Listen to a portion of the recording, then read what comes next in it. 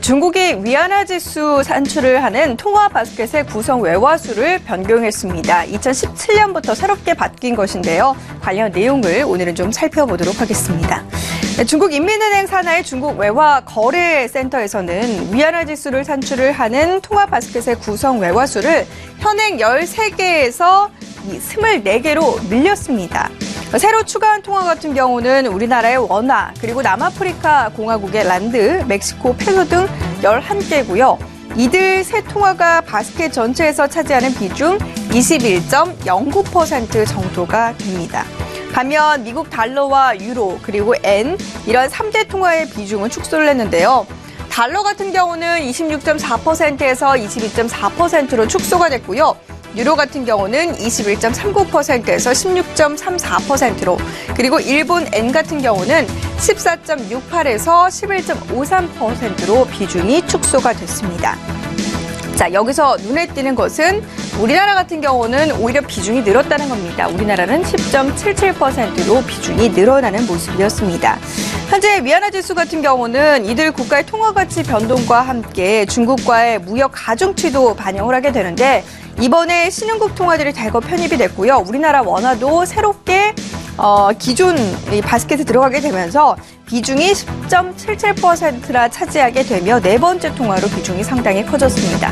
현재 중국 같은 경우에는 사실상 달러와 페그자를 통해서 위안화 환율에 대한 달러와의 영향력을 조금 더 줄이고 위안화 환율의 안정적인 운율을 강조하기 위해서 그 수단으로 CFETS라는 위안화 환율 지수를 선정하고 있는 상황입니다.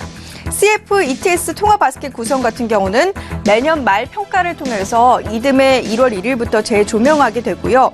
특별한 상황이 없게 되면 임시로 조정할 수 있게 되어 있습니다. 자, 그렇다면 이번 위안화 지수의 변화, 어떤 변화들을 갖고 오게 되느냐, 그 내용들을 좀 살펴보게 되면요. 먼저 이번 조정으로 인해서 위안화 지수의 상승 가능성이 커졌습니다. 달러가 강세를 띨 때 대부분 신흥통화들 같은 경우는 약세폭이 켜지게 되는데요. 이렇게 되면 위안화의 급락을 누그러뜨릴 수 있게 될 것으로 보이고요. 또한 구성통화가 확대가 되면서 분산 효과를 누리게 되면 위안화 고시 환율의 변동성도 줄어들 수 있을 것으로 보입니다. 일각에서는 시장 참여자들이 지수 구성에 포함되는 모든 통화가 아니라 달러와 시세에만 집중하기 때문에 위안화 약세 압력은 지속될 것이다 라는 분석도 있긴 합니다만, 그래도 달러 강세 국면에서 위안화 가치의 급락은 어느 정도 방어해 줄 수 있을 것으로 보이고 있습니다.